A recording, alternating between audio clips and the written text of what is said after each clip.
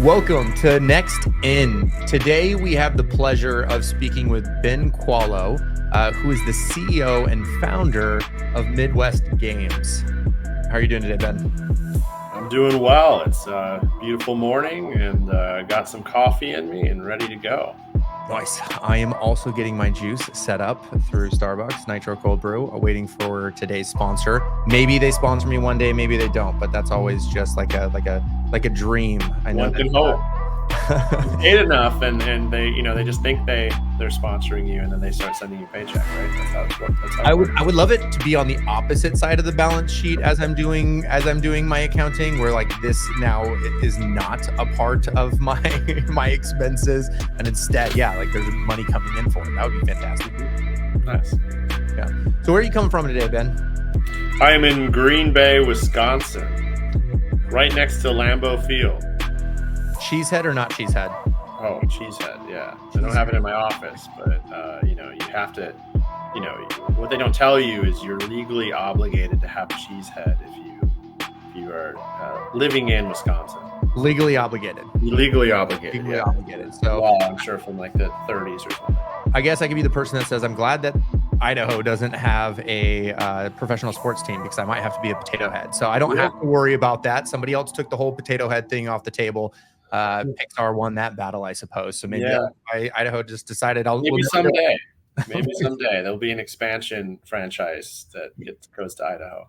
Maybe someday. I doubt it, but maybe Boise breaks off from Idaho and becomes its own state and somehow figures it out. But well, Ben, I appreciate you taking the time to come and speak with us today. Obviously, everyone here today that's listening, if you haven't been on here before, this is where we're showcasing stories of founders that have been able to create an exceptional path throughout their career, where we recognize that not all things come nice and easy. And so our goal today has really been to understand, how did you get to where you are today as the CEO of Midwest Games? But before that, truly trying to understand kind of your origin story. Where did you come from? How did you get to where you are? How the heck did you get into games? I have to imagine there's a 5-year-old out there watching this somewhere that's like, I want to get into games for a living. Let's do that. And then you've got that parent that's like, you'll never make it in games. People don't make money doing that. And you're like, well, my Netflix paycheck back in the day would tell you something else, and so would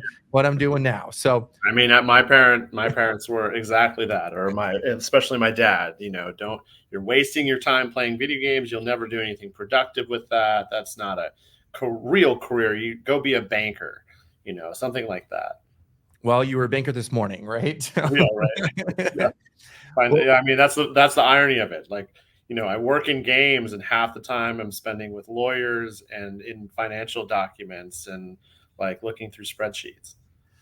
So let's start with, like, how did you kind of get started? So, going through your background, I know that you went to university out in Wisconsin and Green Bay, and help me understand kind of your inspiration kind of growing up, where it could start with dad, where it's like, hey, I want to get into games. And dad was like, nope. And somehow there was something that happened that eventually allowed you to get here. And that nope turned into like a, heck yeah, I'm doing something special. And not only that, but one of the biggest advocates for gaming in the Midwest right now. Yeah. So, a lot of my kind of inspiration getting into games was just the love of games. My mom rebelled against my dad a little bit and bought me a Nintendo when I was little. He was on a business trip somewhere, and so she went out and got me a Nintendo, and then I was just hooked. And obviously Mario, but Zelda was the game that really kind of got me in, and just loving what this industry does, which is allows you to kind of expand your mind and your experience into worlds that you never imagined before. And that piece of it was just has, captured me for a long time. And so I played anything I could get my hands on. I'm a very eclectic person, so I like anything. Like, I love strategy games, RPGs, sports games. I love playing just about anything that will get me to think outside the box, will get me to explore something new. And so that, that was the moment that really, sparked it. But growing up in Wisconsin, Well, I'd love to ask a little yeah, bit more about that. So yeah, Mama Bear goes out, she goes yeah. gets you a Nintendo, she brings it back. Eventually, you play Zelda. What about Zelda do you believe helped ignite a spark? Because I think there's a lot of people that overlook, like, well, what about that was like a, oh my goodness, this is something special, and I would really want to get entrenched in this thing. Have you ever done a retrospective and thought back to that? Yeah, I mean, it was the unknown, and what I found over my life is I like to go into things that I don't know the full story of something. I don't know the full aspects of something. There's things I need to learn. There's where areas I need to grow. I love solving puzzles, and so that game really allowed me to kind of expand my mind and really think about things differently. And you have to approach different what seem like similar situations in different ways. And so that was really what hooked me, was just that I could continually like do something new. And I get really bored as somebody with ADHD. Like, that's a common story. Like, I have to be doing something new and something that doesn't bore me. And even something that's awesome for a while, I get bored with eventually. And so that constantly had some new challenge, some new secret, and that's what really hooked me. Got it. So that's what hooked you to get into games and to get you inspired to play, and you saw this spark, and then eventually we were like, hey, like it somehow it turned into this idea of a career, right? So where did it go from like a passion and an interest uh, to something where it's like this could be something I can contribute to. I want to be a part of the community.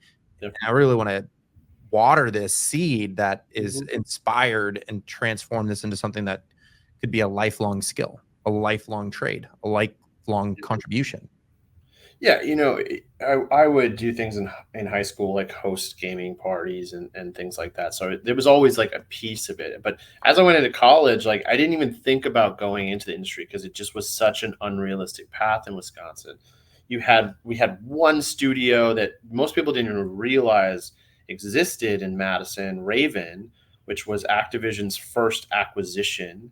And now they work on all of the online components for Call of Duty. Huge studio, and Madison's grown with that. But back then, there was nothing. And so my original plan was to go into sports management. And so a different end of entertainment. But, I was discovering that my area was really in this entertainment field. And I failed miserably at getting into that. Like, I did not get, the internships, the connections, some of the things I wanted. But what I did during the meantime is I created the university's radio station, and so got into entertainment again in a different area, and started down that path. And during my capstone in college, we did a mergers and acquisitions unit, where we were able to choose a company and then acquire another company. And I chose a video game publisher, and our group chose a video game publisher. So we had a different, in within the business department. I was the an emphasis in management. We had an emphasis in marketing with us, emphasis in finance, HR. Each of these different functions, and we had to work together to do this. And so it suddenly introduced me to this idea of publishing in video games, which is not something that's well educated in any way.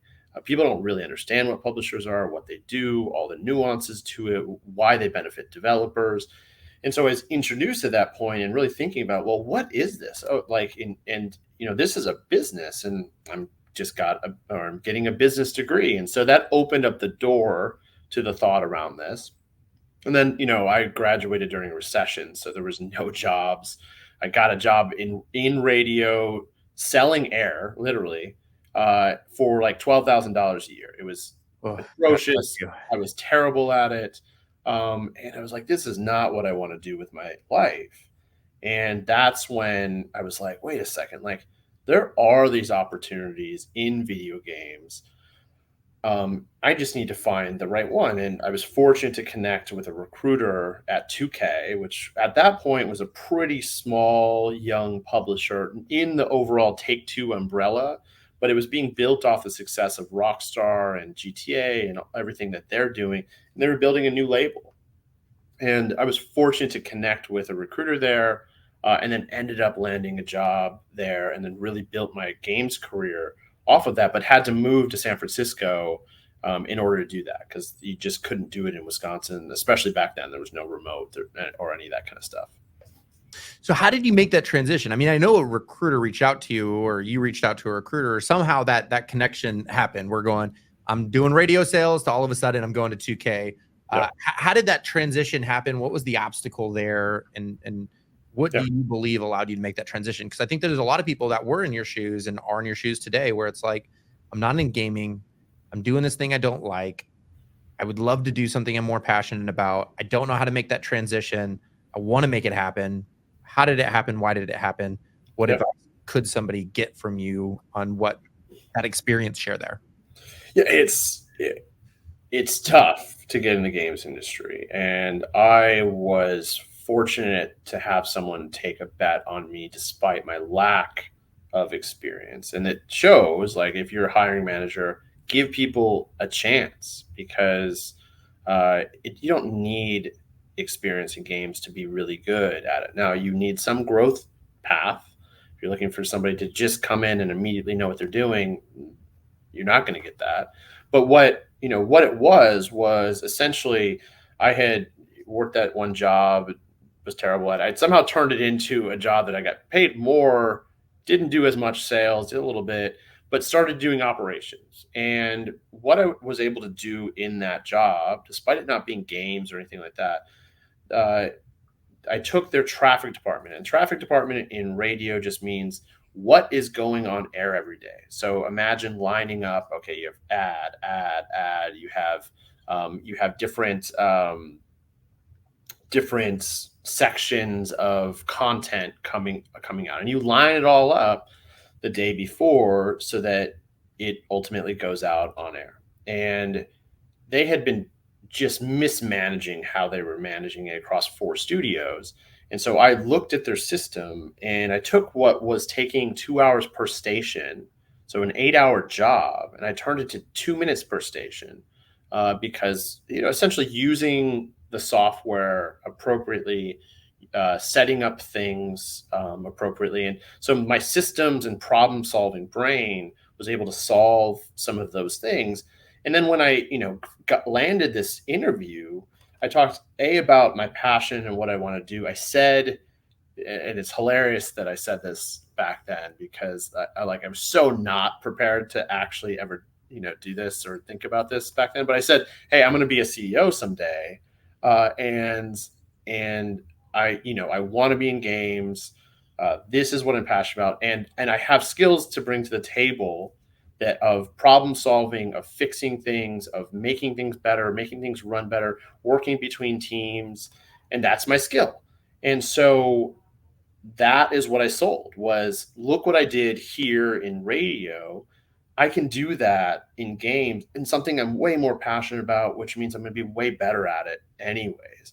And luckily, like, the recruiter was like, wow, yes. And then she went and advocated for me with the hiring manager. The hiring manager wasn't, I don't think, was going to really consider me because I just didn't have, the resume to say that I could do what she was looking for me to do. And so then she did. And then, later on, I found out, like, within 5 minutes, she was like, this is the one. And I was able to land that job. And then they said, hey, you have 2 weeks.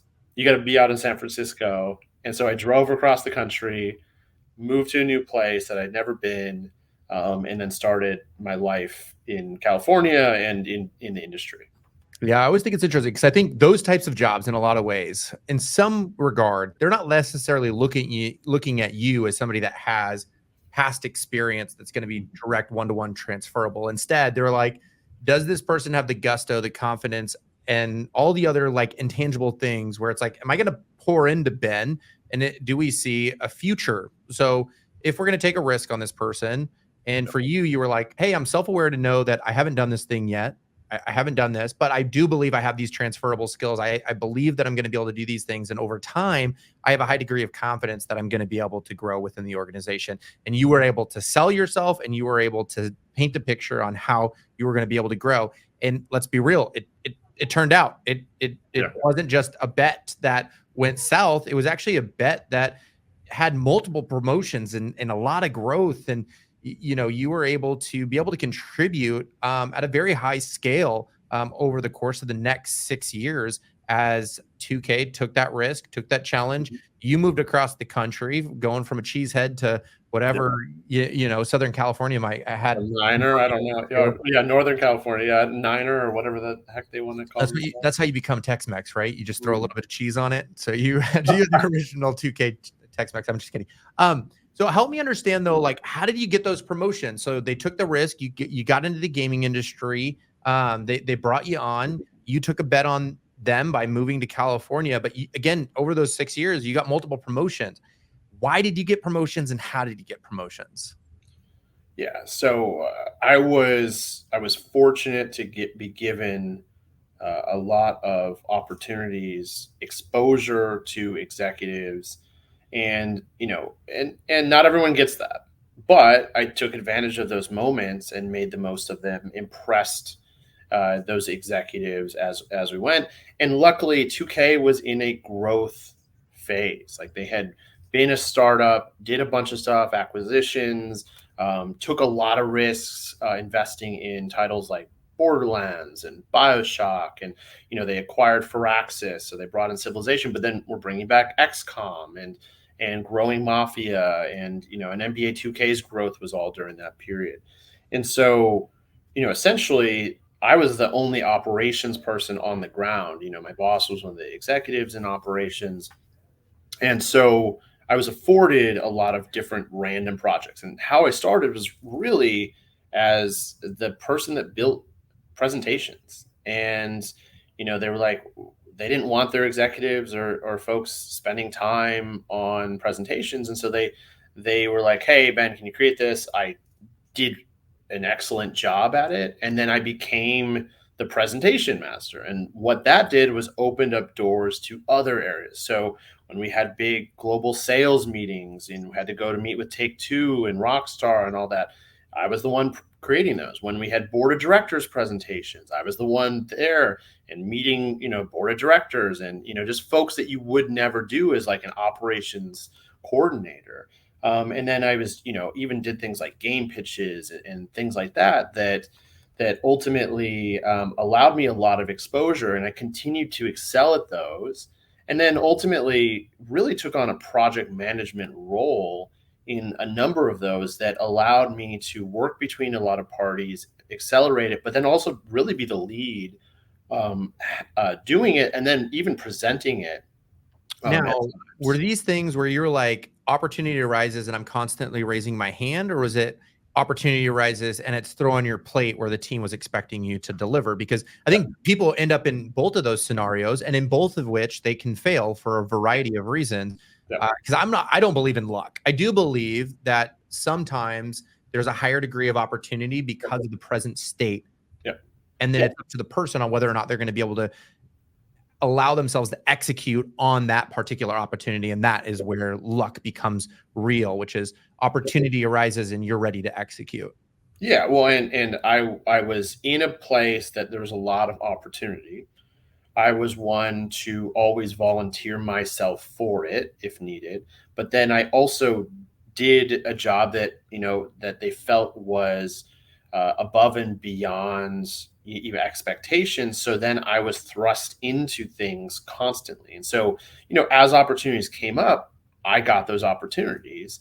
And it was jumping into uncomfortable spaces as well, because I was, in general operations, helping the product development team, working with HR, finance, marketing, and others. And then 2K was growing to the point that they wanted to centralize their services group and a lot of their technology group. And so they created a group called Core Tech. And I came in as the person to operate all of it. And then they hired a VP of technology to work with me and lead. They led the group, and I helped to figure out, okay, well, how do we build this out and centralize it and work with each of the studios and work with all the licensing and middleware and everything around a studio that they needed support around. And so I went into this like working with engineers and and folks that like I'm not a highly technical person, so it's a whole different language and complexity. And I was still able to figure out and problem solve, understand enough of what they were talking about to solve the ultimate problem in it and build that group. And then that ended up leading to, okay, well, you did this for the technology group. Now our global marketing needs help. We're a very North American focused company, but we want to go more global. So they hired me, they brought me onto an international project manager role to help think about how we're putting out the global marketing for it. So I moved from this engineering technical end of things to a very creative marketing end, which ended up showing me I'm much more on that creative end. I'm like a half creative, like I want to be creative. Like I understand it. I'm not necessarily the one creating it, but I have good ideas in the space. But I'm not the guy that's going to always have good ideas in the space. But can connect the dots between the rest of the org and the creative and prioritize like how important that creative piece of it is, because sometimes more operational technical folks maybe don't always see the benefit of some of those things. And so balancing it out across an org. And so I was given those opportunities, and that took me to travel around the world, where I was living in London, Paris, Madrid, Munich, Amsterdam, Singapore. And that just opened my mind and further exposure to the overall world, the complexities of localization and globalization of the industry. And it just continued to build upon one another. Like each experience built upon one another over time. Absolutely. And I think that's a really good, comment to be able to make, where it's like, if anybody's listening today that is like, I want to get into gaming, but then they look at themselves in the mirror and say, but I'm not an artist. But I want to get into engineering. I want to get into gaming, but I'm not an engineer. But I want to get into engineering, but I'm not an audio person. But I want to get into engineering. I'm not really a designer. And there is a fit and there is a world where it's like someone like you, where you are strong in product management, you're strong in project management, and you kind of grew up in that world where it's like, while I wasn't the individual that was tactically doing that particular thing, I was somebody that was able to streamline, help be an advocate, help be a voice, help be able to scale, help do the presentations, and be the voice for that particular set of people as the conduit that allows for all those things to connect. And I think that's something special to think about, is like, as people are on here that are like wanting to get into gaming but don't know where they fit. There is a fit, there is an option. You just have to figure out what that means. So after you left 2K, after a global scale, you ended up going to Activision, not Activision, Blizzard. It was Blizzard. Part of Activision. They're there now, but Yeah, yeah. back then they were not yet. And then went to Netflix. So I want to go. What was that journey like? Because eventually we went from 2K to Blizzard to Netflix, and then obviously Ben eventually became founder and CEO of Midwest Games. So I want to be able to go, what happened through that journey that eventually got you to go, I'm going to take a leap of faith and I'm going to do my own thing, and I'm going to put it all on the line for Ben and Midwest Games and the Midwest, and really going back to your roots and getting out of the state of California and going like, there's a transition. There was something to happen. So I'd love to go, what happened through Blizzard and then Netflix that got you to where you are now? Yeah, I mean, I kept building upon experiences, and so who I am today, like I was a fraction of that when I was at 2K. Even though I was building, I was learning, I was growing, and at Blizzard again, I learned, I went into this esports space, something I didn't quite understand as well during the peak of it, and really my job was to built the cross-functional connections, focused around BlizzCon, but thinking about how esports fits into many different areas. I was there for just over a year, and it just wasn't the place for me as far as like esports, and ultimately when Netflix came calling, it was the right opportunity to move on to something else and something completely different. So I think you see a little bit of a consistency in the madness, where at least I'm consistent. I constantly jump to something new, like from it for radio into games and like a general role, but then into technology, into marketing, into esports. And then I went to Netflix Film, and I was the first hire in the marketing operations team for Netflix Film. my lead there, I was fortunate that she had been running all kind of operations and was was in charge of this films unit that was brand new, and was looking for somebody that was non-traditional, not from traditional film studio, but still understood entertainment and the technology. And then games was a perfect blend of that, because Netflix is very much a technology data driven company. And so I fit well into that despite my lack of films experience. And so I came in and I helped to build out their infrastructure for how you put out games globally, how you scale things. And what was interesting in kind of the Netflix moment was it made me flip how I looked at scale and operations and everything, because I was so used to, okay, yeah, you do a lot of support for the single title, and then we were like putting out hundreds of films globally per year, and you can't do things the same way. And so it challenged me to expand my mind outside of it. And so I remember coming in being set in how I thought things should go. And luckily I got a lot of feedback, a lot of thoughts from so many different people approaching things in different ways. And there's so many smart people at Netflix, one of the most like brilliant group of people in the world that have come together to build that company, and learned a lot, and then adjusted, pivoted, and then excelled at that. And so I was at the point that I think I worked on 55 films in 3 years, like leading the campaigns, and then I built a system that now is globally used to manage every single campaign globally. And so like my fingerprints are still on the things that they're doing today. And then sure enough, another chance to jump at something new and pivot. And Netflix was like, we're going to do games.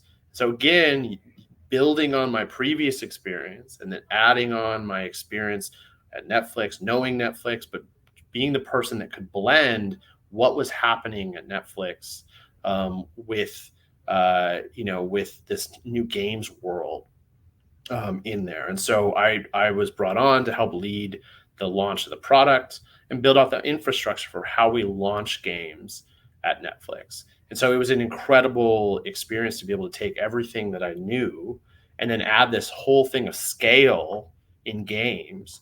And now, the first year we went out, we had put out 48 games in the first year. Like a typical publisher averages like 10 games, maybe in a year. And so in year one to go out like that was wild. And we built that all in like a 3-4 month period. Engineers had been working on it slightly before that. It was just amazing to kind of accelerate. But again, it's all building blocks, each of these things, each of these skills. And then ultimately that led to me building my own company, where I was like, hey, I keep building for all these big corporate companies, and you at some point, no matter what, you lose control of the thing that you build. Like I was brought on to lead a build, but your vision of what it could be doesn't always align with what a company's vision will be, what it is. And so I was like, I saw this gap and this opportunity in the Midwest, where I'm from, the opportunity to go full circle. And, from what I had been, from my complaint of like no opportunities in the Midwest to being the person that could help solve that.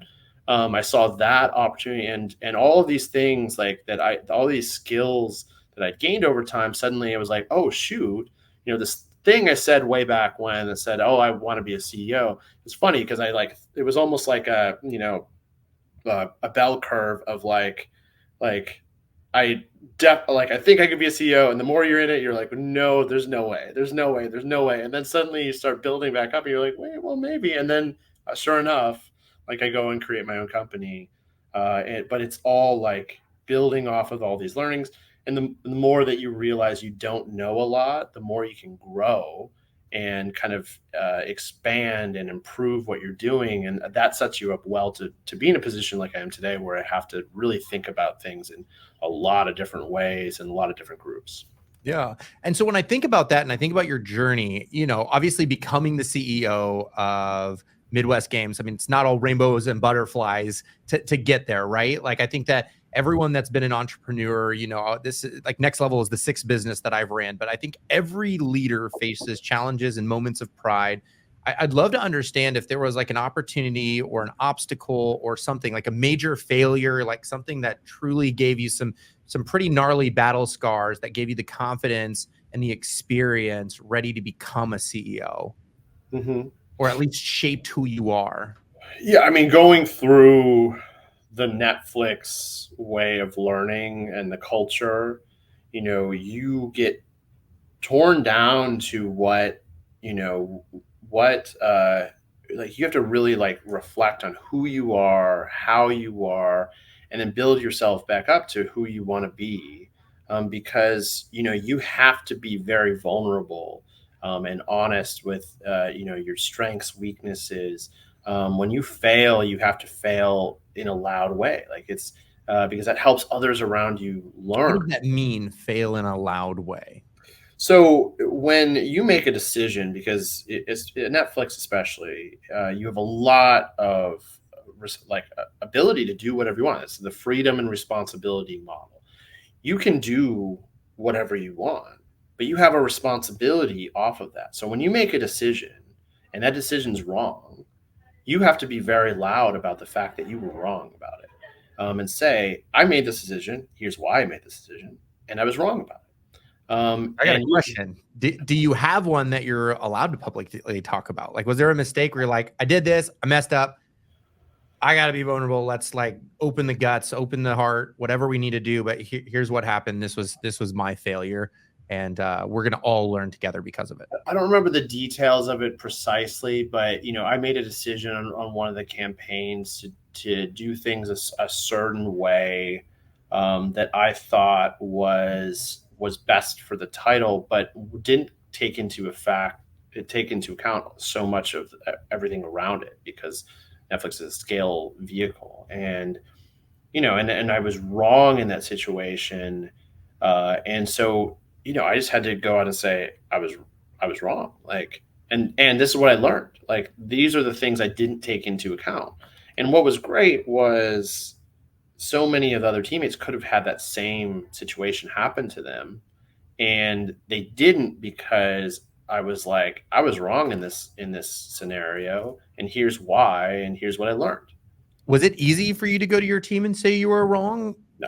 No, no, What was your it's what was your biggest fear? Because I think that's something people battle with when they run into a situation where they're like, I failed, I messed up, this sucked, and then they're like, now I have to admit it to myself, and then I have to admit it to others. And there's this moment of like, my biggest fear is what? yep. What was that for you before announcing it? There was like, my biggest fear is this, and then what was that outcome, and like, how did it feel once your team heard it?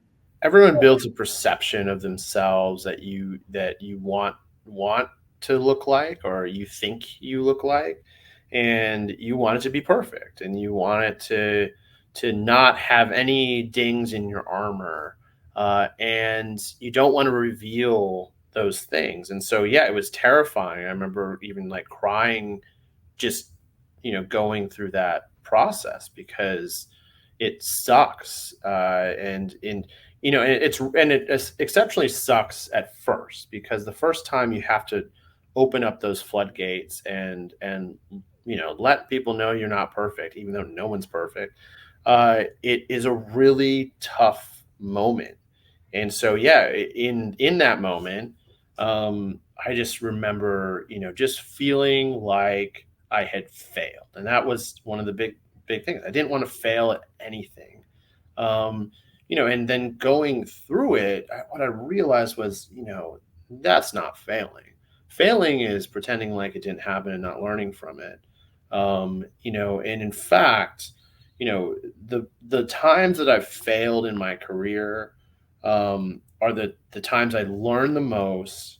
I made sure that shit never happened again, and then grew like just so much off of it, because you're forced to, like, you're put in the pressure cooker, and you either change and improve and grow as a person, or you fall behind, and if you set yourself in your ways, then you're not open to what the world can really offer.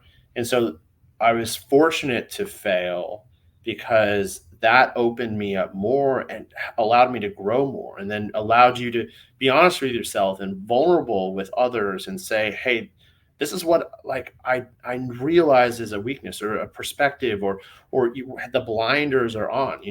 I'm a white straight male, for example. Like, there's plenty of things I don't understand with others, and I need to be open to perspective. And the great thing about that is then others are able to bring their perspectives, and when you're able to combine all of that together, you can think about solving problems, really complex problems, in unique ways, because they might bring something to the table that you've never ever considered. And that one thing could be the thing that puts you above your competition.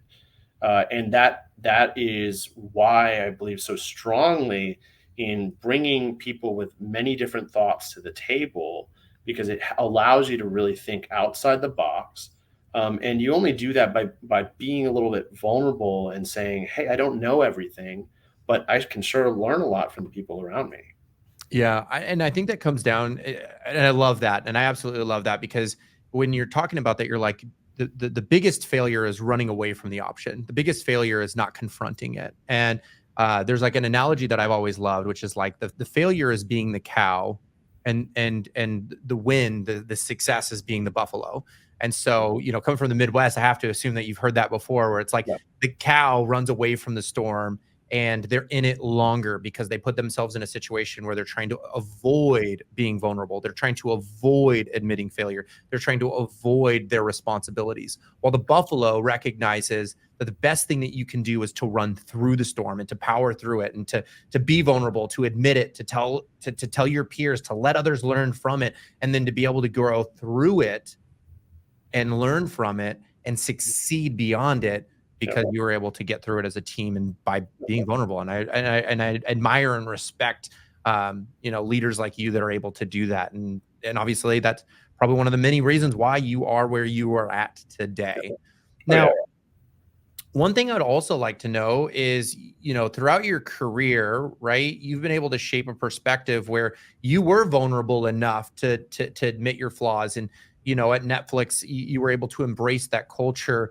which is fantastic. But not everybody, even in that environment, is going to do what you did. And so somehow, somewhere along the way, you had a mentor, you had something that could have been a person, that could have been a thing, that could have been something. It could have been a dog that you just talked to every day.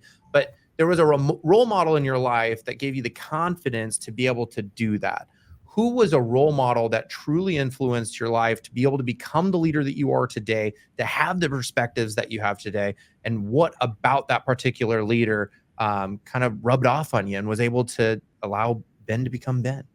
Yeah, I mean, as with most, like, it's never just one. It's a series of different folks that influence, and I like to think of myself as, a little bit like chameleon, but like I take what I see as really amazing things in somebody, and I try to, create my own version of that, but reflective of the people that I'm surrounded by. And I've just been fortunate to be surrounded by so many amazing people that's made me better, because I've taken those things that I really love about somebody, and made it a piece of me, and that's constantly improved me. And so it goes all the way back to just my family lineage. My great great grandmother was one of the first women to go to college in Wisconsin, and obviously had to battle through so much to do so. My great grandfather, he was just a legendary, like, sports athlete. He was a Hall of Famer at EW Madison, for football, basketball, track. He was the first American inducted in the Canadian Football League Hall of Fame. And and so I was fortunate to, like, know him even growing up, because I think he died when he was about 93, and I was about 13 at the time. And so getting to meet folks like that, have it at my very base level. But then as I got into college, I had a professor at UW Green Bay, Lucy Arndt, who really said, like, I was contemplating what do I want to do? Like, I was really ambitious, and she saw that, but she could also see like it's a bit of a reserved nature at times in Wisconsin, because you're like, oh well, that doesn't happen here. Like the cool stuff doesn't always happen here, even though it does. And she said, well, why can't you? Like somebody's doing it. Like somebody's doing these things you want to be doing. Why can't that be you? Yeah, you have to grow to do it. But that doesn't mean you can't do it. And so that inspired me. And then, my first boss, Kate Kellogg, in the games industry, who's now gone on and she's the COO at EA.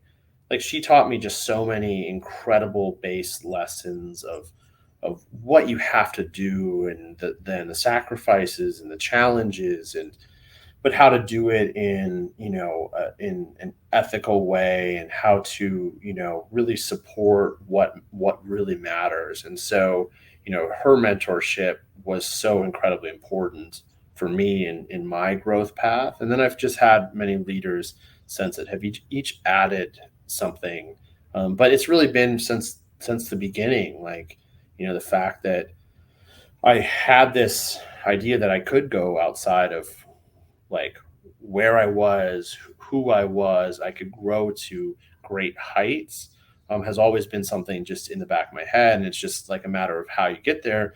And it's always a winding path. It's never something that you want to go straight towards it, but it's never turns out how it is. So let the path, like walk with the path, and let it take you where it takes you, and make the most of it. That's really interesting. And multiple times throughout that, you were always talking about like taking bits and pieces and learning and continuously growing and continuously adopting things from mentors that you were able to find along the way, whether you approached them, they approached you, or somehow they got into your life. And I think continuous learning and continuous growth is always important for everyone. But I'm curious if like, is there a system that you have in place? Is there something that's always top of mind for you that allows you to constantly learn and to continue to grow, and making sure that you're absorbing these value nuggets from potential mentors along the way? It's so tough for me with this, because like I am such a not I'm such a systematic thinker, but I'm such a not systematic follower. I'm a non-traditional project manager. Like I don't follow some like system of doing things in a certain order. And so the system that I've accidentally like created for myself is more so the ability to connect and look at take all these different perspectives into play at whatever you're solving. Like, and so everything I solve is bespoke to what it is, but that allows me to dive into each thing. Now you can't necessarily take a template and how I approach these things and scale it. That's somebody else's job. But I also realize like I know my role in different things, and I'm a builder. I'm during the bespoke stage of something is when I am best. When something moves into a stage that is no longer bespoke and needs systemization, I'm probably not the best. I can do some of it, and I'm a system thinker and I can design some of it, but I'm not the one that's going to run it. And so I think the system that I've created, or that I think about, is that I just realize where I fit in the overall system of things and what my role is. And I'm somebody that can build and create and design and structure, and I'm not the person that will take it and forever run it. Like that's just not me. And so that's kind of how I approach everything. And so that means I do something different for every scenario, but that has allowed me to learn a lot more, get a lot more perspective, which all is continually additive. And I can pull from that at any point into whatever I'm solving in the moment, or I'm learning something new and then adding it to my repertoire. Awesome. And so you're learning, you're growing, you're moving, you're building, you built a system, and now we've got Midwest Games. So help me understand, like, what is Midwest Games? What are y'all doing? Let's dive into that a little bit here. Yeah.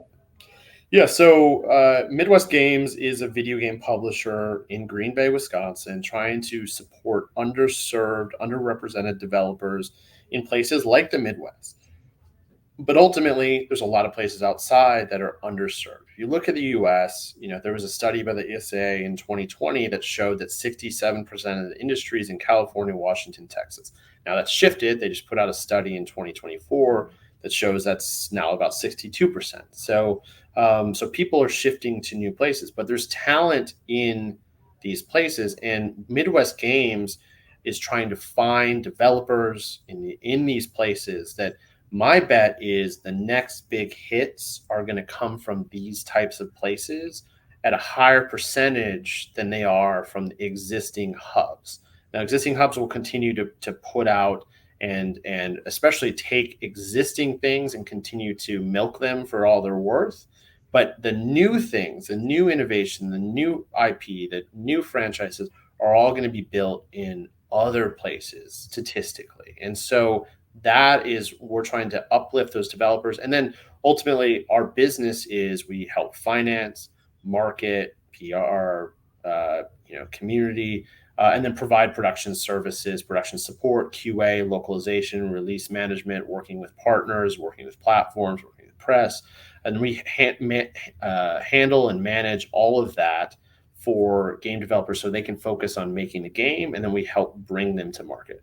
So help me understand this a little bit, right? So some people still get a little confused on what a publisher is versus a developer, and like, how do they have cohesion, and when should somebody self-publish, when should somebody not self-publish? Why should somebody work with the Midwest Games? Like, let's say that I'm in Kansas City and I'm building a game, or I'm in Nashville, because I think Nashville needs a lot more video game studios than we have. But some of the studios that are here in Nashville, they self-publish for whatever reason, and so teaches their own. Why would somebody want to go with, like, I mean, why Midwest Games instead of going, hey, I'm going to go with Gearbox publishing it? Well, I mean, that might be sad news that I just mentioned Gearbox publishing. I don't think. Yeah. Anyway, is it too soon to bring that up? So what would, like, let's say that we've got a developer in Nashville, we've got a developer in Wisconsin, or we've got a developer in Ohio, or these cities that deserve to have representation. How do they find Midwest, and like, how does Midwest help them unlock their potential as a developer? Yeah, I mean, finding publishers is hard. There's not many publishers worldwide, especially that serve indie developers. Not a lot of dollars that go into it. But the benefit of a publisher is ultimately all in the data. Like, publishers make the vast majority of revenue, or developers with publishers make the vast majority of revenue in the market. And you look at something like Steam, and if you look across all games on Steam, which is not necessarily the best way to look, but just to show you percentage wise, 98% of games are self-published. They generate about 25% of total revenue. So the 2% that have publishers generate about 75% of revenue. Now, realistically, that's adding in a lot of games that aren't really games. Some are shovelware, some are other things. But even when you take out that, it's still vast majority go to the publishers. And if you look at even within both of those buckets, really the top very few percent of developers in the self-publishing bucket are the ones that make the vast majority of the revenue in that bucket. And then in the publishing bucket as well, it's only so many titles that really do that. So understanding the percentages are key, because you can self-publish, but if you look at the numbers of how many self-publish and how many actually succeed, you're essentially taking a lottery ticket and hoping that you win the lottery off of it. And if that's the philosophy you want to do after spending multiple years developing a game, sure. And some will win, and you'll point to those and say, that's the reason why I'm doing it, because look at this person that won. But if you look at the whole of all games, statistically, incredibly difficult. Even if you have a publisher, it's incredibly difficult. So upping your chances, and then yeah, you have to give up a portion of your rev share, and that sucks. But if you win, it doesn't matter, because the folks that win in this industry, because the ceiling is so high, win in a huge, huge way. And that allows you to build a sustainable studio over time, even if you're giving up a portion of your rev share. And so that's essentially, why it's so important. But finding publishers, getting them to sign games is exceptionally difficult, which is why I'm advocating for more publishers in the indie space. Even though it brings more competition for me, like it is going to improve the overall ecosystem, because the supply demand right now is so uneven in the publisher's advantage that it is hurting the overall industry. And we need competition, because that will make us all better. Yeah, I always kind of bring that back down to, like, one of my favorite books that I've ever read was The Alchemist, by Paulo Coelho. I don't know how to say his last name, and I'm going to fail at saying it. But The Alchemist was a book that was written, and it's an amazing book. It's one of the top-selling books in the world. However, when he self-published and was putting it out there in the world, and matter of fact, when he even went with his first publisher, it failed, and it failed miserably.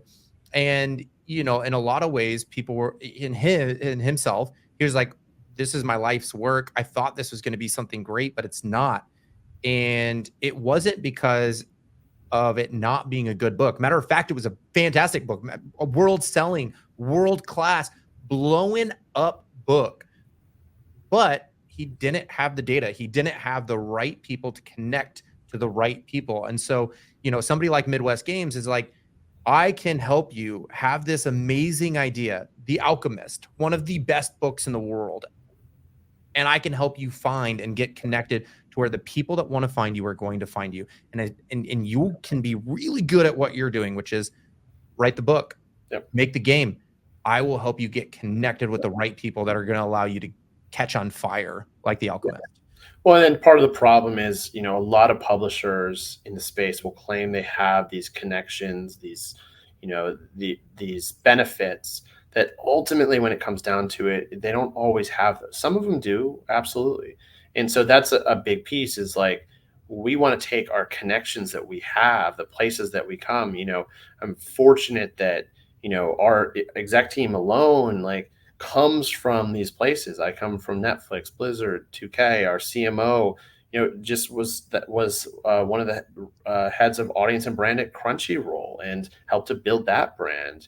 Our CPO has worked at Midway back in the day, helped launch Xbox Live, has done a lot of different things that are really incredible. Worked at Harebrained Schemes.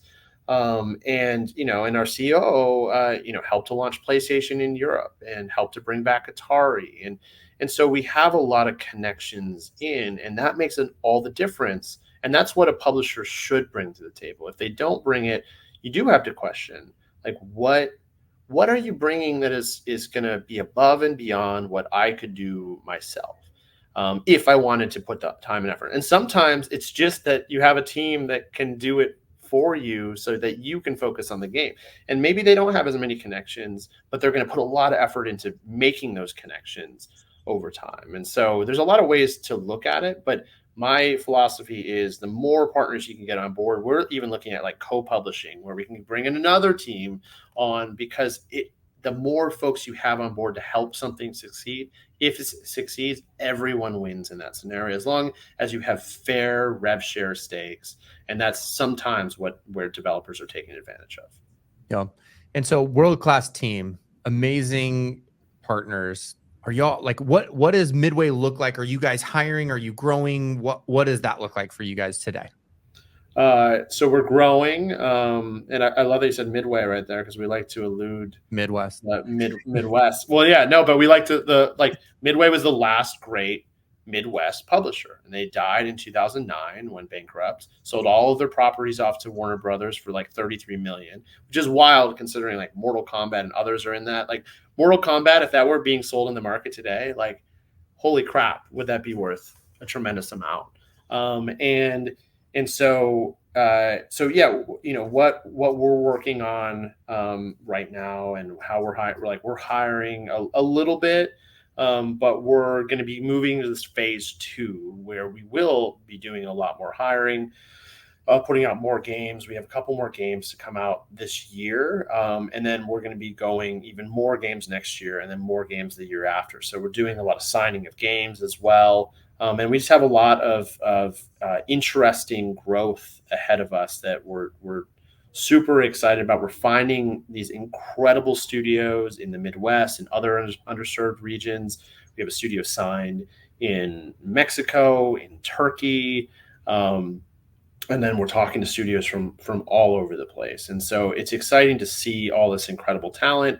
And then there's other things happening in our ecosystem that are super exciting. I also help lead MDev, which is essentially like the GDC of the Midwest, games industry focus. There's tremendous growth happening in Madison. We're trying to get a tax incentive in Wisconsin, of 30% for game developers, which would be huge.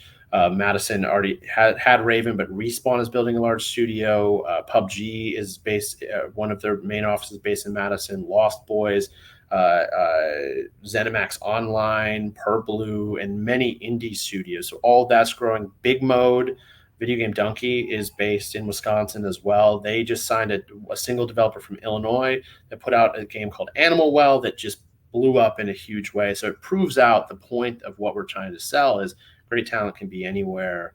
And we're excited about what we can grow and some of the games we've signed.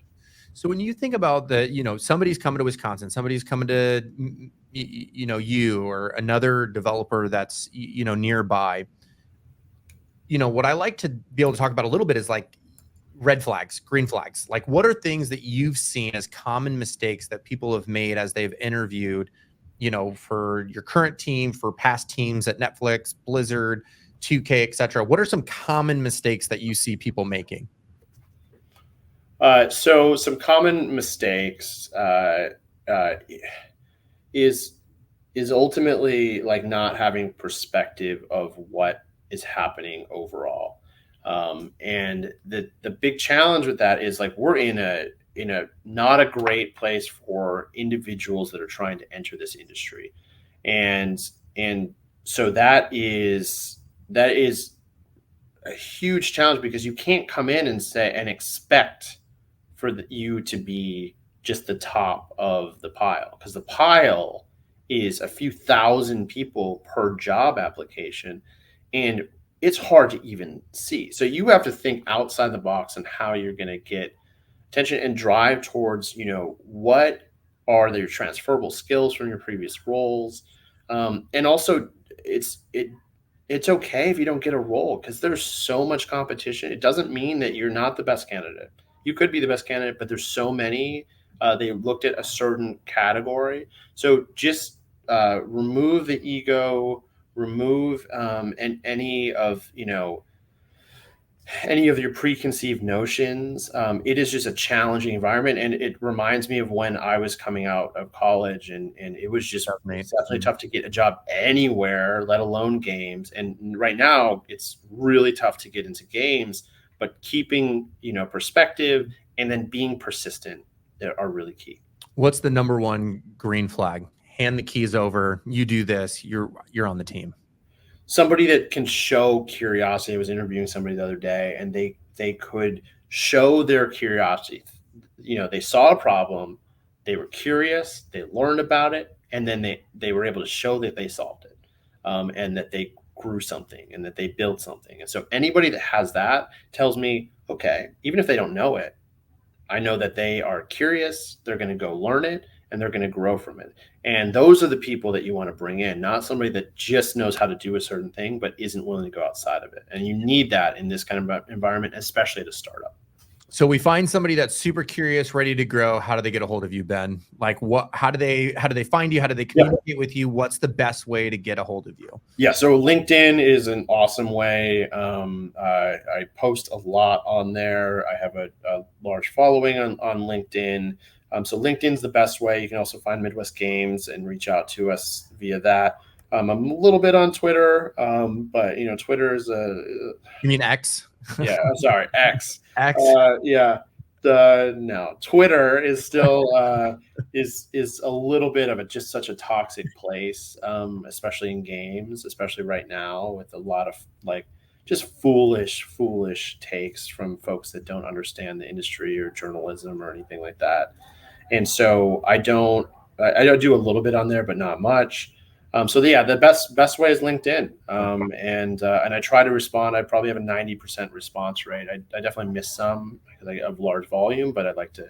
Yeah, LinkedIn's probably the best place. Cool. So if you are looking for a job, you're curious and you want to get involved, get a hold of Ben. If you're a developer, an indie developer, and you want some representation and want to understand how do you have the alchemist level results, reach out to Ben Kvalo at Midwest Games, whether that's on the website, LinkedIn, etc. But appreciate everyone taking their time to listen today. If you have comments, questions, you could comment below.